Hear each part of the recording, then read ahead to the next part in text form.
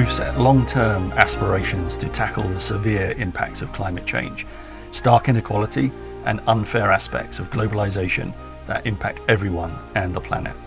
And we're integrating sustainability into all our decision-making across our business, operations and communities as we seek to accelerate the transition towards net zero. This is a big task, and we know we can't do it alone. We must all act together and do what we can.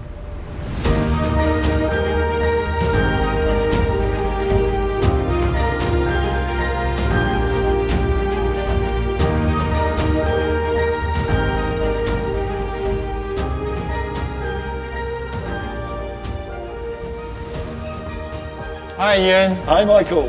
Wow, nice welcome to Taipei 101. Thank you, thank you. This is a first time to come here and get the experience and learnings from you in terms of the Taipei 101 operations. You're welcome. I take you to the Sky Park. Let's go. Sounds good, thanks. You know what 101 means or why we have this numbers? Go on, tell me. Well, of course, you know, a lot of people know that actually one is better than perfect, right? Yes. It's beyond excellence. Some people understand that. But actually, there's another meaning. One is another new beginning of the life circle. That is interesting. I didn't know that. That's sustainability, isn't it? It is. It's the core of sustainability. So this is a Sky Park. So we introduced about 2 years ago, and for our tenants. Yes. And with all the retailers, with the greeneries, and for people to social. This is very nice environment. Yeah. Now we're having this beautiful lounge area. So have a seat here. This is nice. Thank you, Michael. Taipei 101, the project, it was designed back in 1997. So back in that time, there were a lot of environmental friendly concepts embedded into the tower already. For example, the double pane curtain walls and insert with the inner gas. That prevents a lot of heat from outside. And also we have this water collection system, and we collect all the rainwater, and they save us like more than 20,000 tons per year. And then we have this chiller system with the ice storage system. For example, we storage our ice at the nighttime, and we use it to melt it in the daytime. So this is energy saving. So this is something that back in 20-something years ago, and it was designed that way, to think about the environment. But for the 5 years time, we were the tallest in the world, right? And then people think, well, what's next? So we were thinking about sustainability is our next step. So we try to reach another altitude for the tower. So in terms of the image, in terms of real good things to do for the environment, we try to apply for LEED and to be the tallest green building, not just the building in the world. And for 3 times, for the past 15 years, we've been the greenest. And now we're going to the healthiest building in the world. From our perspective, you know, when we've moved into our new building, it's been part of the thinking of our journey as a bank. So we have big aspirations. Originally, we'd said by 2030, we wanted to be, from our own operations, net zero. We've pulled that forward to 2025, which kind of forces you to look at things more immediately in terms of your property footprint. So one of the big decisions for us was actually making the move into a new head office. So we have close to 3,000 people here in Taiwan. So it was moving around 1,200 people from 3 locations into the new building. So we're in the process of trying to get the LEED certification.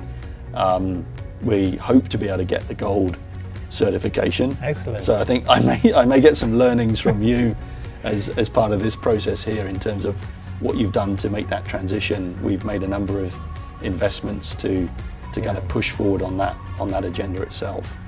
We have 3 times for platinum level. Wow. So always in the second time, remember when we did that second time, we had the highest score in the world for the platinum. That's amazing. Yeah, it's a level, the version 4. And now we have the version 4.1. and we just got it last year. That's an amazing achievement. When we were looking at it, because you mentioned the glass and the double layered walls, one of the things that we've been doing in our building is putting in place thicker blinds. One is to keep the sunlight out. So again, during those very bright days for our employees, it's easier for them to work. But also it acts as a more efficient mechanism from an air conditioning perspective to keep the building cooler. And I think all of these little things that you kind of have to think through as you're trying to make that building more sustainable is really important. And even the water management, I think, is very interesting. That the very simple thing to do, for example, the water saving, the flushing valves, you install into the toilet, and you feel nothing but actually save a lot of water. And also we put on a faucet, we put a sprinkle instead of the normal tapping water, and then so you make it like sprinkle way, and aerators, so make it like we save like more than 20,000 tons per year. That is a lot of water. Actually, we measure. There's a number of things we measure when we're looking at the environment. One of the things is our water usage, and I'm a big swimmer, so I've got a strong affiliation here. So we saved last year close to 3 Olympic-sized swimming pools in terms of water saving. So, which is a lot of water. If you've ever swum in an Olympic swimming pool, it's 2 meters deep. That's a lot of water saved. And I think that part of that is obviously the design of the buildings that you put in place in terms of the flushing systems in the toilet, the use of the faucets and the likes, but also encouraging our people around water usage and just being more mindful of the environment that you're operating in. I think not just the fixtures, but also you need to track on it. So we also install the digital water meters now, so you can track on it, analyze it, and you can to adjust what you have to do in the future and to make it more efficient. Yeah, I think I'd agree. One of the things around sustainability is whether it's your own operations or, as we do, we look at our clients and understanding their carbon footprint, is really getting to understand how you measure these things and, importantly, disclose as well. So last year we did our first CSR report. We'll do our second CSR report here in Taiwan. This year we'll give a lot more disclosure around our carbon emissions footprint, our water usage, paper usage. And a couple of good examples. Last year, or 2020 to 2021, we reduced our carbon emissions by 11%, which is really significant. So we're down to close to 6,000 tons of carbon emission within our footprint. So we've got 59 branches here in Taiwan and our head office and a number of other offices. And then the other thing that we looked at was things like our paper usage. And so last year we used 7.5 million fewer pages of A4 paper, which I did the calculation, that's like 1,000 pine trees. So it's quite a few trees. And I think, as I was mentioning earlier, we were looking at our carbon footprint, and we've made some great progress over the last 3 years. Some of that is because we're moving to and have moved to our new head office, so that reduces naturally the carbon footprint as we've shrunk our floor space as well. So we operate with a sort of 0.7 desk ratio to our employees. But one of the challenges is when we kind of look out to 2025, we've sort of got this sticky 30% or so of carbon emissions that we would still have in our related footprint. And so we've done things like, as I mentioned before, can we do solar panels, for example? But also you've got to kind of look at how do you source more green energy, because you can default to like buying carbon credits as one mechanism, but you really want to try and only do that for the smallest amount of carbon that you're left emitting, rather than trying to do it for a very large amount. So we're challenging ourselves and saying, hey, can we do better than a sort of residual 30 to 40%? Can we get that down more? So I'm hoping we will be able to source more green energy in the future. for Taipei One's case, we have like hundreds of tenants in the tower. So we're facing these challenges that when tenants demand on the green power, what can we do? Because we are also demanding on using the green power as well. So there's one customer ID, but multiple users. Yes. So we work with government. So now we have the first case in Taiwan. So it's like a three-way contract. It's like three-party renewable energy contract with our tenant, ourselves, and the green power provider. So then that solved the problem that they want to use the power, but also they got certified by the government. So now it's the first case built up already, and then we kind of like work with government and our tenant, and they're satisfied. And now there are more and more tenants asking about this. So I think now the issue is we don't have much of supply in the market. Most of the green power now, we know that it goes to the factory, to the industry. Yes. So, but you know, for the commercial building, for the industry in the city, I think we are not the first priority. So, we're trying to talk to a lot of sources, but the system now is built up. The first case, I think, is the pioneer case. I think you can work with the building tenants.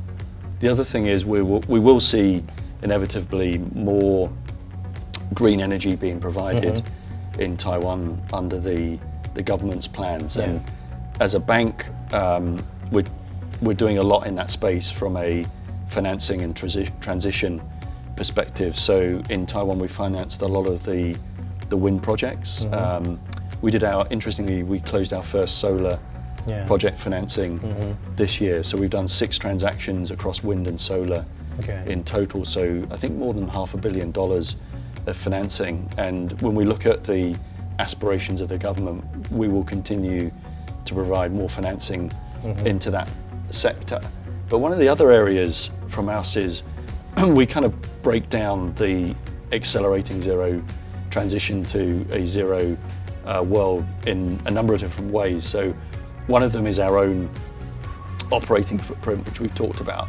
The other is the community and the engagement of our employees. And then the third one, which I think is the toughest one actually, is the transition with our clients. So how do we work with our clients as they transition and we support them in their transition to net zero? And so we've done a couple of very sort of cool transactions in the market here with some of the big tech companies like TSMC and ASE. We provided them with sustainability-linked loan transactions, which have, you know, prescribed set of triggers and targets for them to meet as they're seeking to get to their net zero ambition.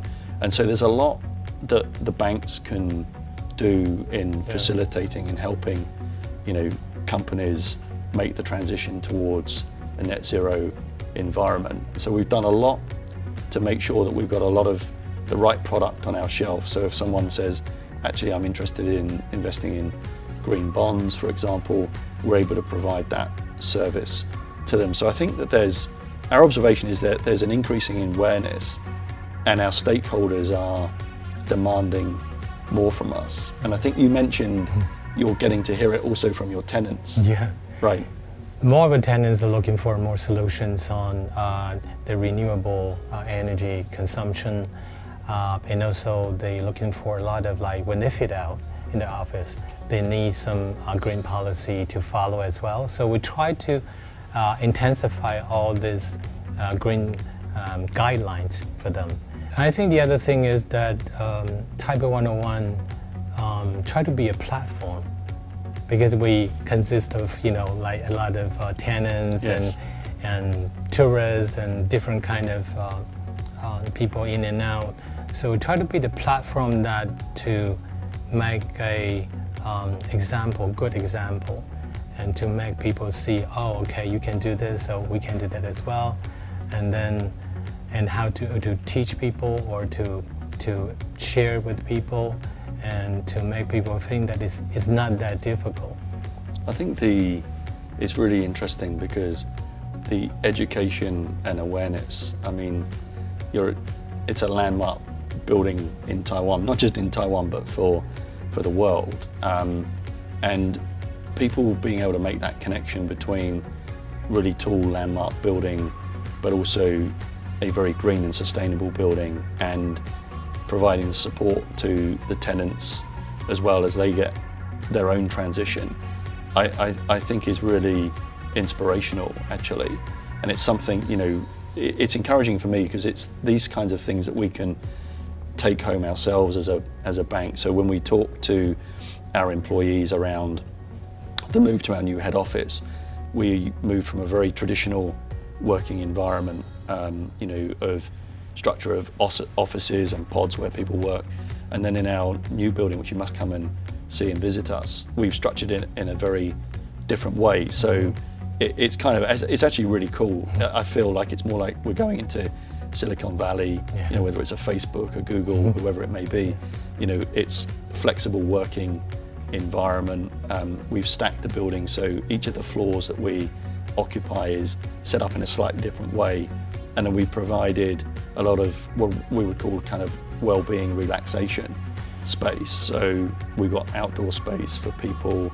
We've got some areas where people can go and shoot basketball hoops, play darts, go relax in one of these sort of massage chairs, go sit in a quiet room, you know, grab a coffee in a certain area. And then the one thing that was for me, it was kind of getting out of my comfort zone, was I've been used to be living in an office for like 20 over years.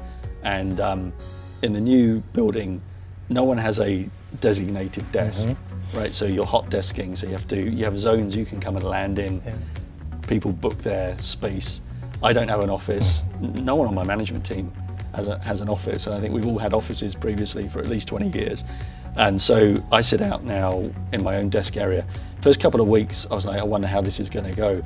But I would now really miss, going back, if I went back in an office, I would really miss not sitting outside and hearing the hum of the people, and, you know, being able to have a little bit more of an open environment where you kind of not got that traditional kind of there's the glass door, you know, the boss sits behind the door.